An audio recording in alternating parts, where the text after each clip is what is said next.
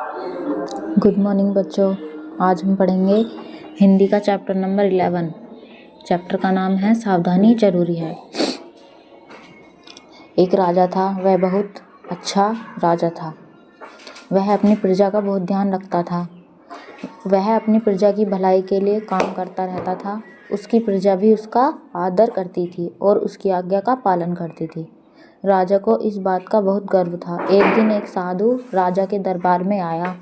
राजा ने बड़े गर्व से साधु को बताया कि उसकी प्रजा उसका बहुत आदर करती है और उसकी हर आज्ञा मानती है। उसकी प्रजा बहुत ही ईमानदार है। साधु ने कहा, राजन, यह तो बहुत अच्छी बात है, फिर भी राजा को सावधान रहना चाहिए और प्रजा पर भी आंख बंद करके विश्वास नहीं करना चाहिए। राजा ने कहा, महात्मन, आपकी बात दूसरों के लिए ठीक हो सकती है, लेकिन मेरी प्रजा ऐसी है जिस पर आंख बंद करके विश्वास किया जा सकता है। उस पर अविश्वास करना अन्याय है। इस बात को सुनकर साधु महाराज मुस्कुराए और बोले, ठीक है राजन, आपकी बात की परीक्षा कर लेते हैं। राजा ने कहा, ठीक है, आप परीक्षा लेकर देख लीजिए।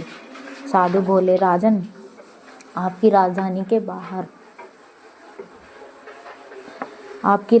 के बाहर उत्तर दिशा में एक पुराना सूखा कुआं है। आप अपनी प्रजा से घोषणा करवाओ कि अमावस्या की अंधेरी रात में नगर के हर घर में एक एक लोटा दूध उस कुएं में डाल जाएं। राजा ने तुरंत पूरे नगर में घोषणा करवा दी कि प्रजा की समस्या को दूसरे के लिए नगर के हर घर से सूखे कुएं में एक एक लोटा दूध डाला जाएगा। उस नगर में एक चालाक बुढ़िया भी रहती थी। उसने सोचा कि अमावस्या की रात अंधेरी होती है। अगर वह अंधेरे में एक लोटा दूध डालने के बजाय एक लोटा पानी डाल दे तो किसी को क्या पता चलेगा। दूसरे सब लोग तो उसमें दूध ही डालेंगे। अंधेरे में बुढ़िया गई और सूखे कुएं में एक लोटा पानी डालकर आ गई। अगले दिन राजा बड़े गर्व के साथ साधु को लेकर कुएं पर गया। उसे पूरा विश्वास था कि आज उसकी बात सच निकलेगी, लेकिन जब उसने कुएं में नजर डाली तो वह हैरान रह गया। कुएं में पानी ही पानी था। ऐसा इसलिए हुआ था क्योंकि जो विचार उस बुढ़िया के मन में आया था, वही विचार पूरे नगर के लोगों के मन में आया था। इसलिए किसी ने भी कुएं में दूध नहीं डाला, सब पानी डालकर चले गए।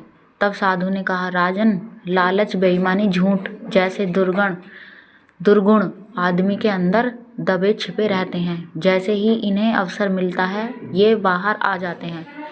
इसलिए इन पर हर समय दबाव बनाए रखना आवश्यक है। दूसरों पर विश्वास तो करो, लेकिन हर समय सावधान भी रहो। अगर ऐसा नहीं करोगे तो एक दिन धोखा खा सकते हो। साधु की बात राजा की समझ में आ गई।